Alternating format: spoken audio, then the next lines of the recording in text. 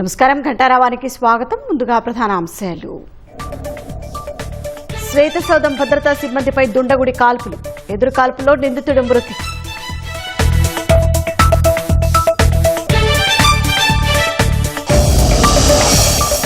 అమెరికాతో యుద్ధం ముగింపునకు సిద్ధమన్న ఇరాన్, ఒప్పందం ఖరారు చేసే పనిలో ఉన్నట్లు ప్రకటన.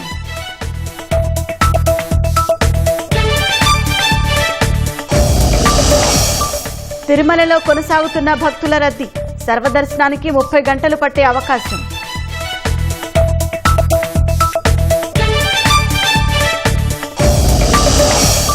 కర్నూలులో గాలివాన బీభత్సం, నేల కొరిగిన చెట్లు, విద్యుత్ స్తంభాలు.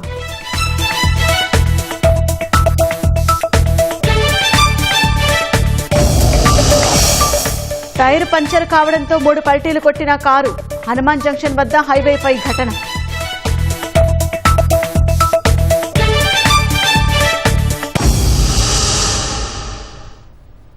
అమెరికా అధ్యక్ష భవనం శ్వేతసౌధం సమీపంలో కాల్పులు తీవ్ర కలకలం రేపాయి. వైట్ హౌస్ వెలుపల విధుల్లో ఉన్న సీక్రెట్ సర్వీస్ సిబ్బందిపై ఒక దుండగుడు అకస్మాత్తుగా కాల్పులకు తెగబడ్డాడు. వెంటనే అప్రమత్తమైన భద్రతా దళాలు జరిపిన ఎదురు కాల్పులో నిందితుడు మృతి చెందాడు. అతని సమీపంలో ఉన్న మరో వ్యక్తికి తీవ్ర గాయాలయ్యాయి. ఈ ఘటన జరిగిన సమయంలో అమెరికా అధ్యక్షుడు డొనాల్డ్ ట్రంప్ వైట్ హౌస్లోనే ఉండటంతో భద్రతా బలగాలు భారీగా మోహరించాయి. అమెరికా అధ్యక్ష కార్యాలయం శ్వేతసౌధం సమీపంలో కాల్పులు కలకలం రేపాయి. ఒక గుర్తు తెలియని వ్యక్తి వైట్ హౌస్ కాంప్లెక్స్ వెలుపల ఉన్న ఒక సెక్యూరిటీ చెక్ పాయింట్ వద్దకు చేరుకుని అక్కడ ఉన్న భద్రతా సిబ్బందిపై ఒక్కసారిగా కాల్పులకు తెగబడ్డాడు. వెంటనే అప్రమత్తమైన భద్రతా దళాలు నిందితుడిపై ఎదురు కాల్పులకు దిగాయి. ఈ క్రమంలో నిందితుడితో పాటు అతడికి సమీపంలో ఉన్న ఓ పౌరుడికి కూడా బుల్లెట్లు తగిలాయి. వారిద్దరినీ ఆసుపత్రికి తరలించగా నిందితుడు మరణించినట్లు వైట్ హౌస్ అధికారి చెప్పారు. మరో వ్యక్తి పరిస్థితి విషమంగా ఉందని తెలిపారు. ఈ ఘటనలో 15 నుంచి 30 రౌండ్ల కాల్పులు జరిగాయని పేర్కొన్నారు. అయితే సీక్రెట్ సర్వీస్ సిబ్బందికి ఎలాంటి గాయాలు కాలేదు. President Trump has said a deal is close, only for the two sides to remain far apart.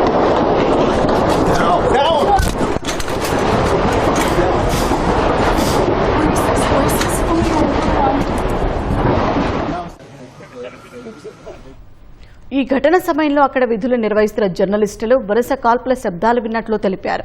వెంటనే వారిని శ్వేతసౌధం ప్రెస్ బ్రీఫింగ్ రూమ్లోకి వెళ్లాలని అధికారులు ఆదేశించారు. యుఎస్ సీక్రెట్ సర్వీస్ అధికారులు జర్నలిస్టులను బయటకు వెళ్లకుండా అడ్డుకున్నారు. వైట్ హౌస్ కాంప్లెక్స్ ను వెంటనే లాక్డౌన్ చేశారు. నిందితుడిని కాల్చివేసిన తర్వాత భారీగా బలగాలను మోహరించి ఆ ప్రాంతాన్ని పూర్తిగా తనిఖీ చేశారు. అంతా సద్దుమణగడంతో 45 నిమిషాల తర్వాత లాక్డౌన్ ఎత్తివేశారు.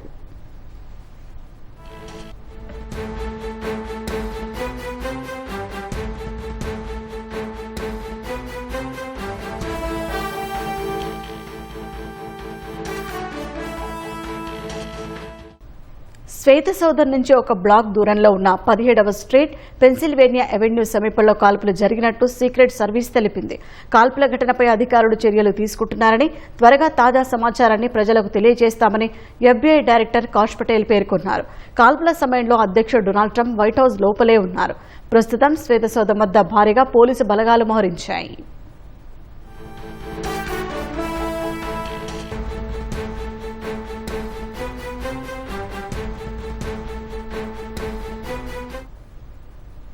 హర్ముజ్ జలసంధిని తెరవడం సహా ఇరాన్తో కుదుర్చుకున్న ఒప్పందంపై చాలా వరకు చర్చలు పూర్తయ్యాయని అమెరికా అధ్యక్షుడు ట్రంప్ తెలిపారు. ఇజ్రాయెల్ సహా ఆ ప్రాంతంలోని ఇతర మిత్ర దేశాలతో ఫోన్లో మాట్లాడినట్లు ట్రంప్ తెలిపారు. సొంత సామాజిక మాధ్యమం ట్రూత్ సోషల్లో చర్చల పురోగతిని వెల్లడించారు. ఒప్పందానికి సంబంధించిన తుది అంశాలు, వివరాలపై ప్రస్తుతం చర్చిస్తున్నామని, త్వరలోనే వాటిని ప్రకటిస్తామని పేర్కొన్నారు. Israel, Saudi, UAE, Qatar, Pak, Turkey, Egypt, Jordan, Bahrain నేతలతో మాట్లాడారని ట్రంప్ తెలిపారు. అంతకుముందు యుద్ధం పునఃప్రారంభమై అమెరికా నేడు నిర్ణయం తీసుకోనుందని ప్రచారం జరిగింది. ఇరాన్ ప్రతిపాదనపై అధికారులతో సమావేశమవుతున్నారని, యుద్ధం ప్రారంభించాలా వద్దా అనేది ఆదివారం నాటికి స్పష్టత వస్తుందని ట్రంప్ చేసిన వ్యాఖ్యలు ఆందోళనలను పెంచాయి. ఇదే సమయంలో అమెరికా, ఇరాన్ మధ్య ఒప్పందం కుదిర్చే ప్రయత్నాల్లో భాగంగా Pakistan army chief Asim Munir Iran అగ్రనేతలతో టెహ్రాన్లో చర్చలు జరిపారు.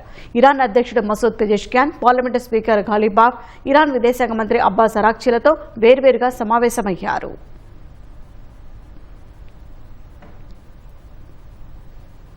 ఇరాన్తో ఒప్పందంపై చాలా వరకు చర్చలు పూర్తయ్యాయని అమెరికా అధ్యక్షుడు ట్రంప్ చేసిన ప్రకటనపై ఇరాన్ స్పందించింది. అమెరికాతో యుద్ధాన్ని ముగించేందుకు తాము కూడా సిద్ధంగా ఉన్నట్లు ఇరాన్ అధికారికంగా ప్రకటించింది. తమపై బలవంతంగా రుద్దిన యుద్ధానికి స్వస్తి పలకడమే ప్రస్తుతం తమ ముందున్న ఏకైక లక్ష్యమని ఇరాన్ విదేశాంగ ప్రతినిధి ఇస్మాయిల్ బొఘాయ్ స్పష్టం చేశారు. యుద్ధాన్ని శాశ్వతంగా ముగించేందుకు అమెరికాతో అవగాహన ఒప్పందాన్ని ఖరారు చేసే పనిలో ఉన్నట్లు వెల్లడించారు. లెబనాన్తో సహా అన్ని వైపుల యుద్ధాన్ని పూర్తిగా ముగించడంపైనే చర్చలు జరుగుతున్నాయని, మొదట ప్రాథమిక ఒప్పందాన్ని కుదుర్చుకొని తర్వాత 60 రోజుల్లో తుది ఒప్పందానికి చేరుకుంటామని ఇరాన్ వివరించింది. అందుకు ముఖ్యంగా సముద్ర మార్గంలో అమెరికా నౌకదళ దిగ్బంధనాన్ని ఎత్తివేయాలని, గతంలో అమెరికా స్తంభించిన ఇరాన్ ఆస్తులను విడుదల చేయాలని 2 ప్రధాన డిమాండ్లను తాము ముందుంచినట్లు బఘాయ్ పేర్కొన్నారు.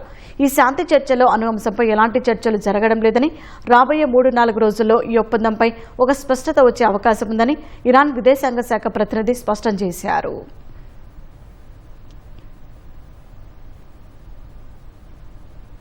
సర్వదర్శనానికి వచ్చే సామాన్య భక్తుల ప్రాధాన్యత లక్ష్యంగా టీటీడీ అధికారులు పనిచేస్తున్నారని అదనపు ఈవో వెంకయ్య చౌదరి తెలిపారు. తిరుమలలో ఈ శనివారం అధిక రద్దీ కొనసాగినట్లు తెలిపారు. రద్దీ కొనసాగుతున్న సమయంలోనే ఆయన సర్వదర్శన క్యూలైన్లను పరిశీలించారు, భక్తులతో ముచ్చటించారు. భక్తజనులకు వీలైనంత త్వరగా శ్రీవారి దర్శనం కల్పిస్తున్నట్లు తెలిపారు. తిరుమలలోని అన్ని వంటశాలలు నిరంతరాయంగా 19 గంటలు పనిచేస్తున్నాయని వెంకయ్య చౌదరి చెప్పారు. పిలిగ్రిమ్స్ కు అనుగుణంగా అడ్మినిస్ట్రేషన్ కూడా గేరప్ అయిపోయి ఎఫిషియన్సీ కూడా అదే రకంగా కూడా ఇంకా ఎఫిషియెంట్ కూడా పనిచేస్తూ ఉన్నారు. ఆఫీసర్స్ 24 అవర్స్ కూడా పనిచేస్తూ షిఫ్ట్ వారీగా పనిచేస్తూ ఏ పొజిషన్ లో కూడా ఆబ్సెంట్ అనే లేకుండా ఇంకొక ఆఫీసర్ రీప్లేస్ చేయడం జరుగుతూ ఉంది. మనకి అన్నదానంలో కూడా అందరూ శ్రీవారి సేవకులు కూడా కంటిన్యూస్ గా రొటేట్ చేస్తూ చేయడం జరిగింది. అన్నప్రసాదంతో పాటు అలానే డ్రింకింగ్ వాటర్ కూడా ఆల్వేస్ అవైలబిలిటీలో కూడా పెట్టి వాళ్ళకి ఎప్పటికప్పుడు సర్వ్ చేయడం జరుగుతుంది. అలానే క్యూ లైన్ లో ఎంటర్ అయ్యే వాళ్ళకు కూడా విజిలెన్స్ వైపు నుంచి నిరంతరం వాళ్ళకి సలహాలు ఇవ్వడం జరుగుతుంది. చిన్నగా రమ్మని, పరిగెత్తవద్దని, వృద్ధుల పిల్లల్ని కూడా చూసుకొని రమ్మని చెప్పి వాళ్ళకు కూడా ఎప్పటికప్పుడు సలహాలు ఇస్తూ జిగ్జాగ్ లైన్లో ఉంచి చిన్నగా రిలీజ్ చేయడం జరుగుతుంది. పిలిగ్రిమ్ యొక్క సేఫ్టీ సెక్యూరిటీ పాయింట్ ఆల్వేస్ మనం ప్రైమ్ ఆఫ్ ది అజెండా, మన agenda top of the agenda పెట్టుకొని చూసుకోవడం జరుగుతుంది. అంతా కూడా చాలా సమన్వయంతో అన్ని విభాగాలు కూడా పనిచేస్తూ ఉన్నాయి. అంటే విజ్ఞప్తి అందరికి కూడా, ఎంత పెద్ద క్రౌడ్ వచ్చినా కానీ అడ్మినిస్ట్రేషన్ చాలా ఎఫిషియెంట్గా కూడా ఎఫెక్టివ్గా పనిచేసి అందరూ కూడా పనిచేస్తున్నారంటే అది టీమ్ స్పిరిట్. అలానే భక్తులు కూడా కోఆపరేట్ చేయాలి. భక్తులు కూడా ఉచిత బస్సుని మ్యాక్సిమం ఉపయోగించుకుంటే ఖచ్చితంగా పబ్లిక్ ట్రాన్స్పోర్ట్ సిస్టమ్ అనేది ఎప్పుడూ ఉపయోగకరంగా ఉంటుందని ఈ సందర్భంగా తెలియజేస్తూ భక్తులకు కూడా ఎప్పటికప్పుడు సూచనలు చేస్తూ సమాచారం కూడా ఎప్పుడు కూడా అఫీషియల్గా రిలీజ్ చేస్తూ ఉంటాం. ఆ సమాచారాన్ని వాళ్ళు చూసుకొని దాని ప్రకారం వాళ్ళు ప్లాన్ చేస్తే ఇంకా బ్రహ్మాండంగా ఉంటుందని ఈ సందర్భంగా తెలియజేస్తూ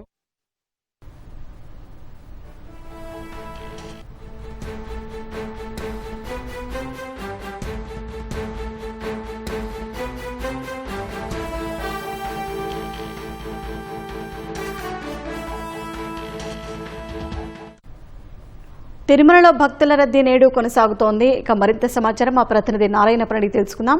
నారాయణప్ప, సర్వదర్శనానికి ప్రస్తుతం ఎంత సమయం పడుతోంది? తిరుమల శ్రీవారిని దర్శించుకునేందుకు వస్తున్న భక్తుల సంఖ్య అధికమవుతోంది. భారీగా తరలి రావడంతో, వేసవి సెలవులకు తోడు శని ఆదివారాలు కావడంతో అధిక సంఖ్యలో భక్తులు తరలి రావడంతో దాదాపుగా తిరుమల శ్రీవారి సర్వదర్శనానికి సంబంధించి 30 గంటలకు పైబడి పడుతోంది.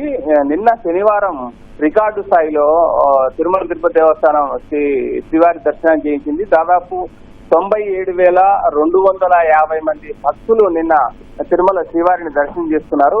ఈ రోజు కూడా అంతే సంఖ్యలో రద్దీ కొనసాగుతోంది. ఇప్పటి వరకు వైకుంఠం క్యూ కాంప్లెక్స్ తో పాటు నారాయణగిరి గార్డెన్ లో ఏర్పాటు చేసిన షెడ్లు, అదే విధంగా బాటగంగమ్మ ఆలయం వరకు, నారాయణగిరి షెడ్ల నుంచి బాటగంగమ్మ ఆలయం వరకు శాశ్వతంగా ఏర్పాటు చేసిన ఔటర్ రింగ్ రోడ్ లో ఏర్పాటు చేసిన క్యూ లైన్ లో కూడా పెద్ద ఎత్తున భక్తులు వేచి ఉన్నారు శ్రీవారి దర్శనానికి. దీంతో 30 గంటలకు పైబడి సమయం పడుతోంది. మరోవైపు బాటగంగమ్మ ఆలయం నుంచి ఆక్టోపస్ భవనం వరకు కూడా తాత్కాలికంగా షెడ్లు ఏర్పాటు చేశారు భక్తులు. ఆ ప్రాంతానికి కూడా భక్తులు చేరుకుంటుండడంతో అది పూర్తిగా తాత్కాలిక షెడ్లు నిండిపోయిన తర్వాత ఇంకా భక్తులను ఎండలో ఉండడానికి ఇబ్బంది వస్తుంది కాబట్టి క్యూ లైన్ లోకి అనుమతించేందుకు అంశంపై తిరుమల తిరుపతి దేవస్థానం అధికారులు చర్చ జరుపుతున్నారు. ప్రధానంగా నిన్న 97,560 మంది భక్తులు దర్శనం చేసుకోవడంతో దాదాపు 3.76 కోట్ల రూపాయల మేర హుండీ ఆదాయం లభించింది. అదేవిధంగా 57,780 మంది భక్తులు నిన్న శ్రీవారికి తలనీలాలు సమర్పించుకుంటున్నారు. అదేవిధంగా తిరుమల శ్రీవారిని దర్శించుకునేందుకు వచ్చే భక్తులకు ఎలాంటి ఇబ్బందులు లేకుండా ఉండేలా తిరుమల తిరుపతి దేవస్థానం ప్రత్యేక ఏర్పాటు చేసింది. వెంగమాంబ అన్నదాన సత్రంతో పాటు తిరుమలలోని 7 ప్రాంతాలలో అన్నప్రసాద వితరణ ప్రారంభించింది. ఓవైపు క్యూ కాంప్లెక్స్, అదేవిధంగా ఓవైపు క్యూ లైన్లతో పాటు వైకుంఠ క్యూ కాంప్లెక్స్ లో ఉన్న గదులలో కూడా అన్నదానము అదేవిధంగా అందరికీ సప్లై చేయడంతో పాటు బయట తిరుమలలో ఉన్న కూడలలో ప్రధాన కూడలలో కూడా భక్తులకు ఇబ్బంది లేకుండా ఉండేలా అన్నప్రసాద వితరణ ప్రారంభించింది. షాహిన్, ధన్యవాదాలు నారాయణప్ప.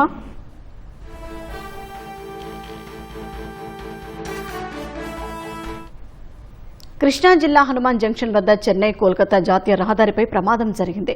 నెల్లూరు నుంచి ఏలూరు వెళ్తున్న కారు టైర్ పంక్చర్ కావడంతో 3 పల్టీలు కొట్టింది. దీంతో కారు ముందు భాగం పూర్తిగా ధ్వంసమైంది. ఘటనలో డ్రైవర్కి స్వల్ప గాయాలు కాగా మిగిలిన వారు సురక్షితంగా బయటపడ్డారు.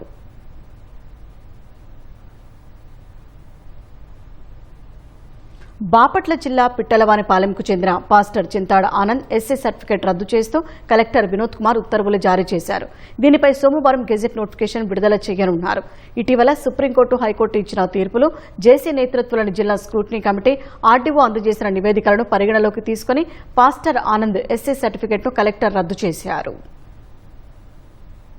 క్రైస్తవ మతం ఆచరించే వారికి ఎస్సీ హోదా వర్తించదని సుప్రీంకోర్టు ఇచ్చిన తీర్పుని క్షేత్రస్థాయిలో అమలు చేసే కార్యక్రమాన్ని బాపట్ల జిల్లా యంత్రాంగం ప్రారంభించింది.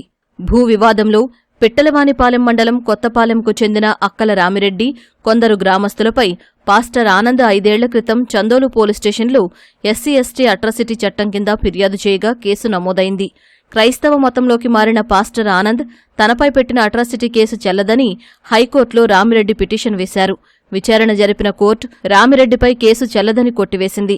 హైకోర్టు తీర్పును సవాలు చేస్తూ ఆనంద్ సుప్రీంకోర్టులో పిటిషన్ వేశారు. హైకోర్టు తీర్పును సమర్థిస్తూ ఆనంద్ పిటిషన్ను సుప్రీంకోర్టు కొట్టేసింది. క్రైస్తవ మతం ఆచరించే వారికి ఎస్సీ హోదా వర్తించదని మార్చి 24న తీర్పు ఇచ్చింది.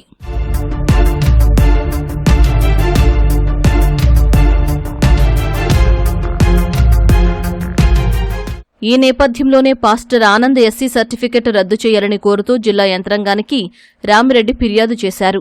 మళ్లీ హైకోర్టును ఆశ్రయించారు. దీనిపై బాపట్ల జిల్లా కలెక్టర్ వినోద్ కుమార్, జేసీ భావన నేతృత్వంలో జిల్లా స్థాయి విచారణ కమిటీని ఏర్పాటు చేశారు. కమిటీ ఇరుపక్షాలకు నోటీసులు జారీ చేసి మే 1న విచారణ జరిపింది. ఇరువురి వాదనలు విన్న అనంతరం ఆనంద్ ఎస్సీ సర్టిఫికెట్ రద్దు చేయాలని సిఫార్సు చేస్తూ కలెక్టర్కు కమిటీ నివేదిక సమర్పించింది. దీని ఆధారంగా ఎస్సీ సర్టిఫికెట్ ఎందుకు రద్దు చేయకూడదో 15 రోజుల్లో తెలపాలంటూ ఆనంద్కు కలెక్టర్ ఈ నెల 3న నోటీసులు జారీ చేశారు. 18వ తేదీలోగా రాతపూర్వక వివరణ ఇవ్వాలని ఆదేశించారు. తన వివరణను తపాలా ద్వారా కలెక్టర్కు పంపిన పాస్టర్ ఆనంద్ ఈ నెల 19న తుది విచారణకు హాజరై తన ఎస్సీ సర్టిఫికెట్ కొనసాగించాలని కోరారు. తాను పుట్టుకతో ఎస్సీనని పేర్కొన్నారు. తన వాదనకు మద్దతుగా 100 పేజీల పత్రాలు సమర్పించారు.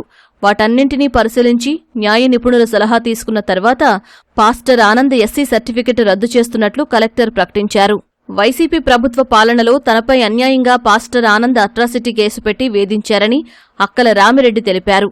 ఆ పార్టీ నేతల బెదిరింపులు, పోలీసుల వేధింపులను తట్టుకుని న్యాయ పోరాటం చేశానన్నారు. ఆనంద్ ఎస్సీ హోదాను కలెక్టర్ రద్దు చేయడం సంతోషంగా ఉందన్నారు. అటు ఆనంద్ మాత్రం తన పోరాటాన్ని కొనసాగిస్తానని సుప్రీంకోర్టులో ఇప్పటికే రివ్యూ పిటిషన్ వేశానని చెప్పారు. రాష్ట్రంలో జూలై 1 నుంచి అమలు చేయనున్న వీబీజీ రామ్జీ పథకానికి కేటాయించిన నిర్దేశిత నిధుల కంటే మించి ఖర్చు చేస్తే అదనపు నిధులు రాష్ట్రాలే భరించాలని కేంద్ర ప్రభుత్వం స్పష్టం చేసింది. శ్రామికులకు వేతనాలు, నిరుద్యోగ భృతి గడువుల్లోగా బ్యాంకు ఖాతాల్లో జమ చేయాలని సూచించింది. పథకం అమలుకు రాష్ట్ర స్థాయిలోనూ స్టీరింగ్ కమిటీ ఏర్పాటు చేయాలని కేంద్రం ఆదేశించింది. వీబీజీ రామ్జీ పథకం అమలుకు సంబంధించిన మార్గదర్శకాలతో కేంద్ర గ్రామీణాభివృద్ది మంత్రిత్వ శాఖ ముసాయిదా విడుదల చేసింది. ఈ మేరకు తదుపరి చర్యలు తీసుకోవాలని రాష్ట్రాలకు కేంద్రం సూచించింది. ముసాయిదాపై ప్రజలు, నిపుణులు 30 రోజుల్లోగా అభ్యంతరాలు, సూచనలు తెలపొచ్చు. వాటిని పరిశీలించాక తుది నిబంధనలు కేంద్రం ఖరారు చేయనుంది. వీబీజీ రామ్జీలో రాష్ట్రాల్లో గ్రామీణ జనాభా, జీవనోపాధి, ప్రజల ఇతర అవసరాల ఆధారంగా ఏటా రాష్ట్రాలకు నార్మేటివ్ బడ్జెట్ కేటాయిస్తుంది. ఇందులో కేంద్రం వాటా 60%, రాష్ట్రం వాటా 40%గా నిర్ణయించారు. 2026-27లో రాష్ట్రంలో 10,649 కోట్లు ఖర్చు చేయాలనేది లక్ష్యమైతే ఇందులో కేంద్రం వాటా 6,389.40 కోట్లు, రాష్ట్రం 4,259.60 కోట్లు సమకూర్చనున్నాయి. వేతనాలు, నిరుద్యోగ భృతి, శ్రామికుల బ్యాంకు ఖాతాల్లో డీబీటీ విధానంలో జమ చేయాలని కేంద్రం స్పష్టం చేసింది. నగదు రహితంగానే చెల్లింపులు చేయాలని, ఆధార్ ఆధారిత చట్టాలకు లోబడి ప్రక్రియ పూర్తి చేయాలని సూచించింది. జాబ్ కార్డు కలిగిన శ్రామికులు అడిగిన 15 రోజుల్లో పని కల్పించాలంది. లేదంటే చట్ట ప్రకారం నిరుద్యోగ భృతి కోరొచ్చునని పేర్కొంది. నీటి భద్రత, గ్రామీణ మౌలిక వసతులు, జీవనోపాధి, విపత్తుల నివారణ పనులకు కొత్త పథకంలో ప్రాధాన్యమివ్వనున్నారు.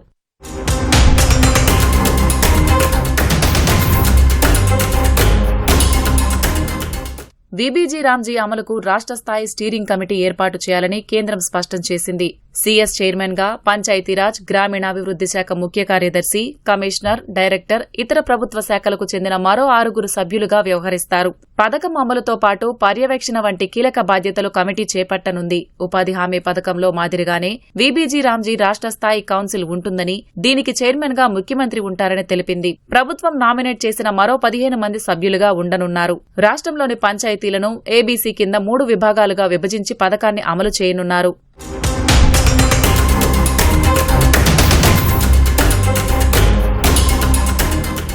జాతీయ స్థాయిలోనూ కేంద్ర గ్రామీణ ఉపాధి హామీ మండలి ఏర్పాటు చేయనున్నారు. కేంద్ర గ్రామీణాభివృద్ది శాఖ మంత్రి ఈ మండలి అధ్యక్షుడిగా వ్యవహరిస్తారు. పలు కేంద్ర శాఖల ప్రతినిధులు, రాష్ట్రాల అధికారులు, నిపుణులు, పంచాయతీరాజ్ సంస్థల ప్రతినిధులు ఇందులో సభ్యులుగా ఉంటారు. మహిళలకు 3వ వంతు ప్రాతినిధ్యం కల్పించనున్నారు. తిరుమల శ్రీవారిని పలువురు ప్రముఖులు దర్శించుకున్నారు. వీఐపీ ప్రారంభ విరామ దర్శన సమయంలో MP Kalisetti Appalanaidu, power grid corporation of India chairman Burra Vamsi Rammohan, భారత క్రికెట్ ఫీల్డింగ్ కోచ్ దిలీప్ వేర్వేరుగా స్వామివారి సేవలో పాల్గొన్నారు. టీటీడీ అధికారులు వారికి స్వాగతం పలికి దర్శన ఏర్పాట్లు చేశారు. ఆలయంలోకి వెళ్లిన ప్రముఖులు వెంకన్నను దర్శించుకుని మొక్కులు చెల్లించుకున్నారు. దర్శన అనంతరం రంగనాయకుల మండపంలో పండితులు ఆశీర్వచనం చేసి స్వామివారి తీర్థ ప్రసాదాలను అందజేశారు. Last world cup T20 world cup ముందు వచ్చిన నేను తిరుపతికి.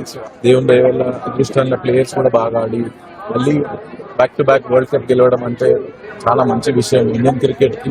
ఓవరాల్ గా లాస్ట్ ఇయర్ మొత్తం ఓవరాల్ గా ఇండియన్ మొత్తం క్రికెట్ బీసీసీఐ చేసుకుంటే women's team, under nineteen team, under nineteen men's team, women's team, Indian team గెలవడం ఇండియన్ క్రికెట్ కి చాలా మంచి టైం అనుకోవాలి. బట్ మోస్ట్ ఛాలెంజ్ ఏంటంటే ఒక సక్సెస్ రావడం ఒకటి, దాన్ని నిలబెట్టుకొని కంటిన్యూ చేయడం ఇంకొక ఛాలెంజ్ ఉంటుంది. ఇప్పుడు దీని తర్వాత మళ్ళీ ఇప్పుడు ఆఫ్ఘనిస్తాన్ లాస్ట్ సిరీస్ స్టార్ట్ అవుతుంది.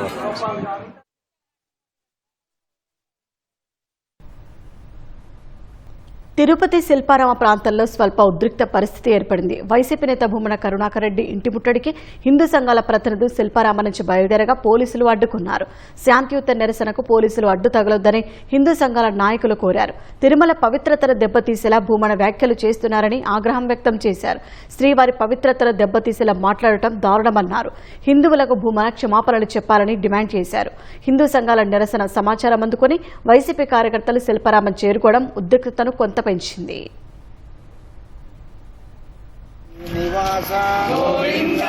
శ్రీ వెంకటేశ భక్తవత్సల నిత్య నిర్మల నీలమేఘ శ్యామ గోవింద హరి గోవింద గోకుల నందన గోవింద. ఈదురుగాలుల ధాటికి కర్నూలులో విద్యుత్ స్తంభాలు, చెట్లు నేలకూలాయి. కర్నూలు కలెక్టరేట్ ఆవరణలో భారీ చెట్లు విరిగిపడ్డాయి. దీనివల్ల కరెంటు సరఫరాకు అంతరాయం కలిగింది. కలెక్టరేట్ ముందున్న చలివేంద్రం, చలువ పందిరి పూర్తిగా దెబ్బతిన్నాయి. రోడ్డు పక్కన నిలిపి ఉంచిన కార్లు, బైకులపైన చెట్ల కొమ్మలు పడ్డాయి.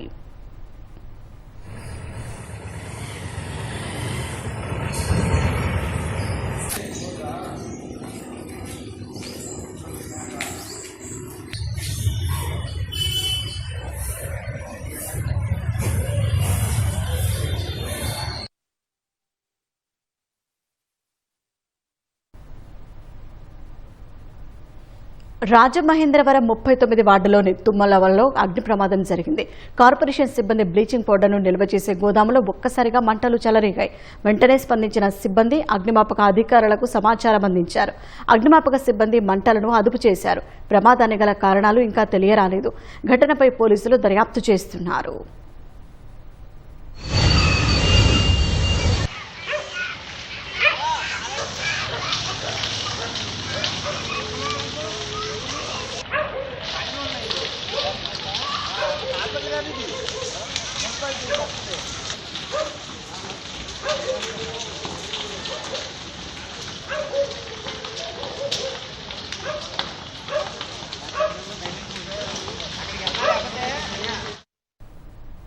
సెటైరికల్ డిజిటల్ ఉద్యమం కాక్రోచ్ జనతా పార్టీపై తీవ్ర అణచివేత జరుగుతోందని దాని వ్యవస్థాపకుడు అభిజిత్ దీప్కే ఆరోపించారు.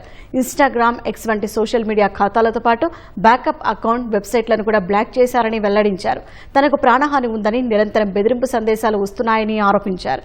నీట్ పేపర్ లీక్ కేసులో మంత్రిపై చర్యలు తీసుకోకుండా జవాబుదారీతనం కోరుతున్న కాక్రోచ్ జనతా పార్టీపై చర్యలు తీసుకుంటున్నారని అభిజిత్ విమర్శించారు. తమ వెబ్సైట్ బ్లాక్ అయ్యేలోపు 10 లక్షల మంది సభ్యులు చేరారని, 6 లక్షల మంత్రి రాజీనామా కోరుతూ సంతకాలు చేశారని సీజేపీ తెలిపింది. ఖాతాలను హ్యాక్ చేసినా ఉద్యమాన్ని అణచివేయలేరని స్పష్టం చేసింది. త్వరలో కొత్త ప్లాట్ఫామ్తో ముందుకొస్తామని పేర్కొంది. నిరంకుశత్వానికి వ్యతిరేకంగా గొంతును వినిపిస్తూనే ఉంటామని ప్రకటించింది. ప్రభుత్వం బొద్దింకలను చూసి ఎందుకు భయపడుతోందని సీజేపీ ప్రశ్నించింది.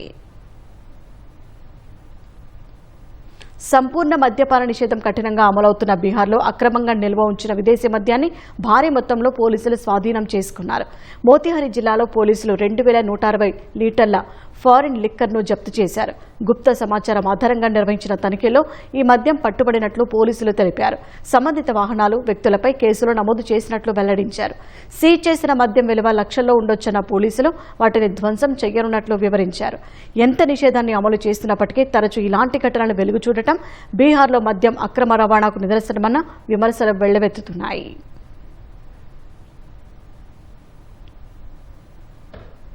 ఆఫ్రికా దేశాల్లో ఎబోలా వైరస్ తీవ్ర రూపం దాల్చుతుండటంతో కేంద్ర ఆరోగ్య శాఖ అంతర్జాతీయ ప్రయాణికులకు హై అలర్ట్ ఆరోగ్య మార్గదర్శకాలు జారీ చేసింది. ముఖ్యంగా కాంగో, ఉగాండా, దక్షిణ సూడాన్లలో ఎబోలా కేసులు వేగంగా పెరుగుతుండటంతో అత్యవసరమైతే తప్ప ఈ 3 దేశాలకు ప్రయాణాలు పెట్టుకోవద్దని కోరింది. ఆయా దేశాల నుంచి వచ్చే ప్రయాణికులు విమానాశ్రయాలు, ఇమ్మిగ్రేషన్ కంటే ముందే హెల్త్ డెస్క్ వద్ద రిపోర్ట్ చేయడం తప్పనిసరి చేసింది. భారత్కు వచ్చిన 21 రోజుల్లో జ్వరం, ఒంటి నొప్పులు, రక్తస్రావణ లక్షణాలు కనిపిస్తే వెంటనే వైద్యులను సంప్రదించాలని సూచించింది. దేశంలో ఇప్పటి వరకు ఎబోలా కేసుల నమోదు కానప్పటికీ ముందస్తు జాగ్రత్తగా అన్ని అంతర్జాతీయ విమానాశ్రయాల్లో నిఘా ముమ్మరం చేశారు. ఈ ఆరోగ్య అత్యవసర పరిస్థితి కారణంగా మే 28 నుంచి ఢిల్లీలో జరగాల్సిన ఇండియా ఆఫ్రికా సదస్సును నిరవధికంగా వాయిదా వేశారు.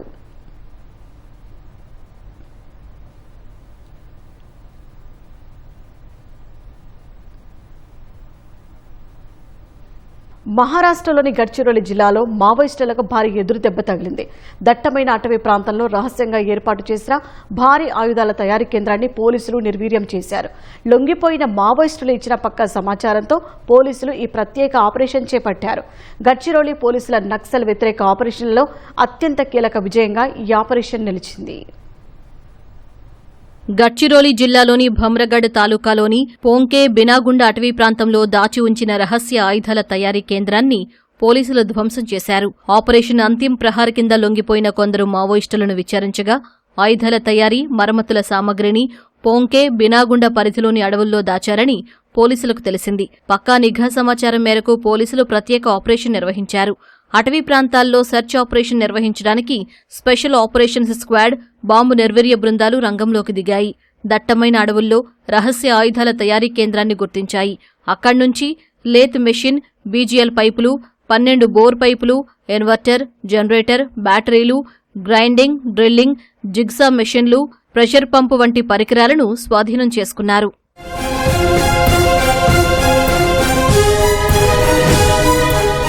అడవుల్లో దాచిపెట్టిన ఈ సామగ్రిని ఆయుధాల తయారీ, మరమ్మతుల కోసం నక్సల్స్ వినియోగిస్తున్నట్లు పోలీసులు గుర్తించారు. వాటిని అక్కడే ధ్వంసం చేశారు. ఈ ఆపరేషన్ మావోయిస్టుల సాంకేతిక, లాజిస్టికల్ మౌలిక సదుపాయాలకు భారీ ఎదురుదెబ్బ అని అధికారులు చెబుతున్నారు.